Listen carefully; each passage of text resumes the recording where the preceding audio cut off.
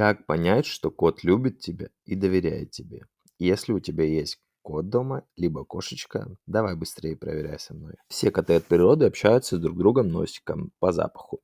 Протяните палец, не касаясь носа кота. Далее ожидайте. Если ваш кот сам к вашему пальцу потянется и погладится, то значит он вам доверяет. Также есть еще один способ проверить любовь и доверие. Это зрительный контакт.